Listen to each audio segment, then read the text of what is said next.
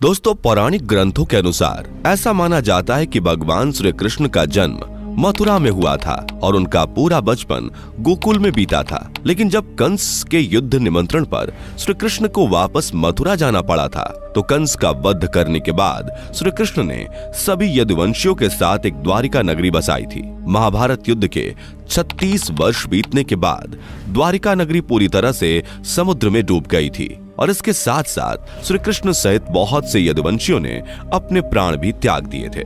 सालों पहले वैज्ञानिकों को एक खोज के दौरान गुजरात के अरब सागर में डूबा हुआ एक सुंदर नगर भी मिला था, जो कि आज भी समुद्र के पानी में डूबा हुआ है। समुद्र के भीतर डूबे हुए इस नगर में ऐसी कई प्राचीन चीजें बरामद हुई थीं, जो कि इस बात का पुख्ता सबूत है कि वो पानी में डूबे हुए अवशेष कुछ और नहीं बल्कि भगवान श्री कृष्ण की बसाई गई द्वारिका नगरी ही है। लेकिन दोस्तों, क्या आपको पता है कि श्री कृष्ण की द्वारिका नगरी आखिर क्यों और कैसे डूबी थी? अगर आप भी जानना चाहते हैं इसके बारे में विस्तार से, तो बने रहें हमारे साथ वीडियो के अंत तक। दोस्तों, जब महाभारत का युद्ध समाप्त हुआ था, तो भगवान श्री कृष्ण हस्तिनापुर का सारा राजपाट पांडवों को सौंपकर द्वारिका पर शासन करने लगे थे। और जब अंतिम घड़ियों में श्री कृष्ण ने अपना देह त्याग किया था, तो उनके देह त्यागने के बाद ही उनके द्वारा बसाई गई द्वारिका नगरी भी समुद्र में डूब गई थी। पौराणिक कथाओं के मुताबिक द्वारिका नगरी के समुद्र में डूबने के दो मुख्य कारण बताए जाते हैं, जिनमें से पहला कारण है कि कौरवों की माता गांधारी का श्री कृष्ण को श्राप देना, और दूसरा है कि कई ऋषियों ने मिलकर श्री कृष्ण के पुत्र सांब को श्राप दिया था, जिस वजह से द्वारिका नगरी समुद्र में डूब गई थी। इनमें से पहली कथा के मुताबिक ऐसा बताया जाता है कि जब कौरवों और पांडवों के बीच लड़ा गया महाभारत युद्ध समाप्त हुआ, तो इस युद्ध में सभी पांडव कौरवों का वध करने के बाद श्री कृष्ण के साथ हस्तिनापुर आए थे। हस्तिनापुर पहुंचने पर महर्षि व्यास के शिष्य संजय ने कौरवों की माता गांधारी को बताया कि सभी पांडव श्री कृष्ण के साथ हस्तिनापुर आ चुके हैं। पांडवों के हस्तिनापुर पहुंचने की खबर सुनने के बाद कौरवों की माता गांधारी गुस्से से तिलमिला उठी, क्योंकि गांधारी ये मानती थी कि महाभारत का युद्ध हुआ नहीं था बल्कि करवाया गया था, और इस महाभारत युद्ध के जिम्मेदार सिर्फ और सिर्फ श्री कृष्ण हैं। इस महाभारत युद्ध के होने से माता गांधारी के सभी कौरव पुत्र मारे गए थे और उनके पूरे कौरव वंश का विनाश हो चुका था। इसलिए माता गांधारी अपने सभी कौरव पुत्रों की मौत का दोषी सिर्फ श्री कृष्ण को मानती थी, क्योंकि उनके मुताबिक अगर श्री कृष्ण इस युद्ध को रोकना चाहते तो रोक सकते थे, लेकिन उन्होंने ऐसा बिल्कुल भी नहीं किया और इस युद्ध को आगे बढ़ाने का प्रस्ताव दिया। इस दौरान हजारों लोग मारे गए और एक महाविनाश हुआ। जब श्री कृष्ण सभी पांडवों को लेकर हस्तिनापुर गए थे, तो वहां पहुंचकर उन्होंने युधिष्ठिर को हस्तिनापुर का नया राजा घोषित किया और सारा राजपाट उनके हवाले कर दिया। उसी समय की बात है, उस महल में गांधारी भी वहां मौजूद थी और ये सब देखकर उन्होंने सभी के सामने श्री कृष्ण को अपने वंश का नाश का दोषी ठहराया और भला बुरा कहना शुरू कर दिया। इन सब के बावजूद माता गांधारी ने श्री कृष्ण को रोते रोते ये शाप भी दिया कि जिस तरह मेरे वंश के सभी पुत्र महाभारत के युद्ध में लड़ते हुए मारे गए और तुमने मेरे वंश का नाश करवाया, उसी तरह एक दिन तुम्हारे वंश का भी जरूर विनाश होगा और तुम्हारे द्वारा बसाई गई द्वारिका नगरी नष्ट हो जाएगी। तुम खुद जंगल में एक शिकारी के हाथों मारे जाओगे। माता गांधारी की ये सारी बातें सुनकर श्री कृष्ण मुस्कुराने लगे और कहा कि माता, मुझे आपका ये श्राप स्वीकार है।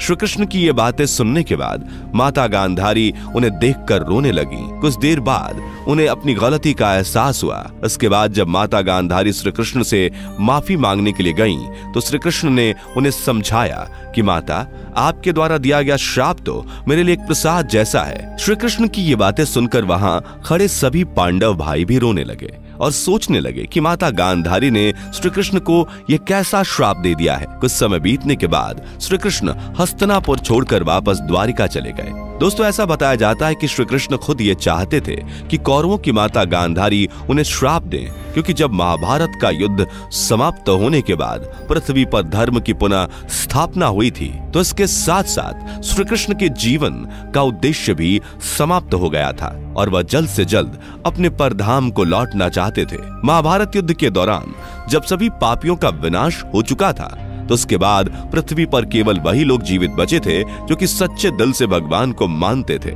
और हमेशा धर्म का रास्ता अपनाते थे।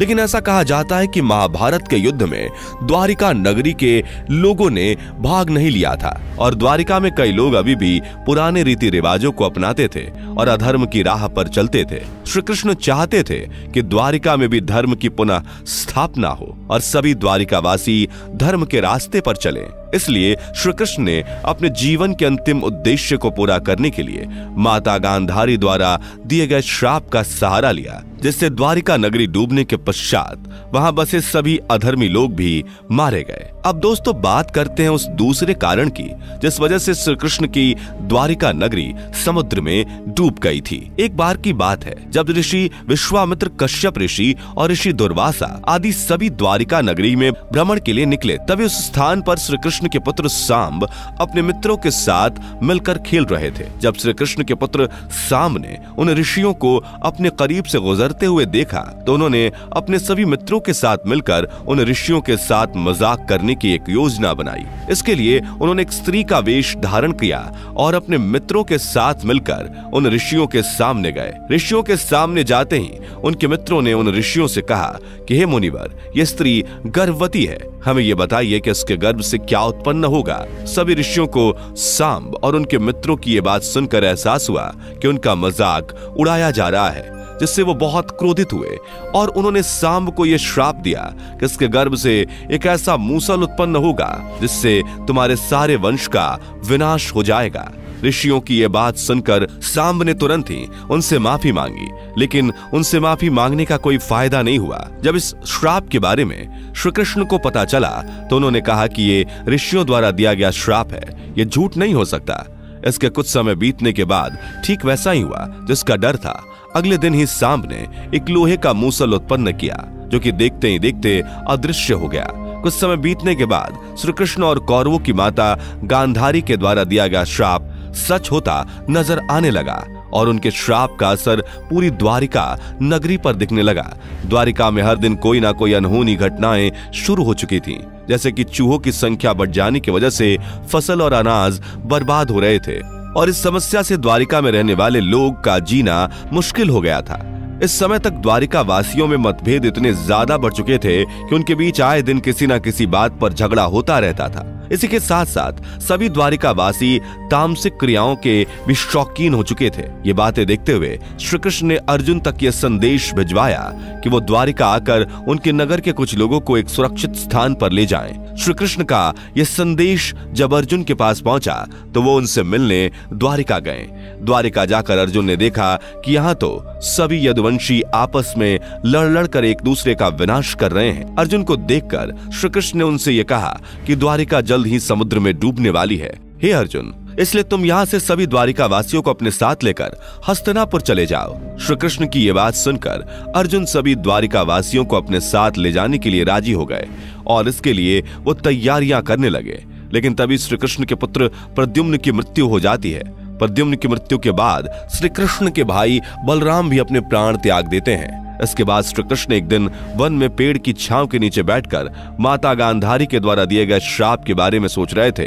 तभी वहां एक शिकारी आया और उसे लगा कि पेड़ के नीचे कोई हिरण है और उसने श्री कृष्ण के पैरों को हिरण का मुंह समझकर उन पर बाण चला दिया। ये बाण जाकर श्री कृष्ण के पैर के अंगूठे में लगा और जब शिकारी अपने शिकार के पास पहुंचा तो उसने देखा वहां श्री कृष्ण लेटे हुए हैं और उनके पैर के अंगूठे से खून बह रहा है। यह सब देखते हुए उस शिकारी ने श्री कृष्ण से माफी मांगी। श्री कृष्ण ने भी उस शिकारी को माफ करके अपना देह त्याग दिया। जब श्री कृष्ण की मौत की खबर उनके पिता वासुदेव को पता चली तो उन्होंने भी अपनी तीनों पत्नियों के साथ अपना देह त्याग कर दिया। जिसके बाद अर्जुन ने उन सभी का अंतिम संस्कार किया। इसी के साथ साथ जितने भी द्वारिकावासी आपस में लड़कर मारे गए थे, अर्जुन ने उन सब का भी अंतिम संस्कार किया। इसके बाद अर्जुन को सभी द्वारिकावासियों को हस्तिनापुर ले जाने का वचन याद आया, जो कि उन्होंने श्री कृष्ण और उनके पिता वासुदेव को दिया था। फिर अर्जुन द्वारिका में बचे हुए सभी लोगों को अपने साथ हस्तिनापुर ले गए। अर्जुन के हस्तिनापुर पहुंचने के बाद देखते ही देखते श्री कृष्ण की द्वारिका नगरी समुद्र में डूब गई थी। वैसे दोस्तों कमेंट करके बताइए कि आज की हमारी जानकारी आपको कैसी लगी। जाने से पहले वीडियो को लाइक शेयर जरूर करें और ऐसी ही और वीडियोस के लिए इस चैनल को सब्सक्राइब करके बेल नोटिफिकेशन को भी जरूर ऑन कर लें। धन्यवाद।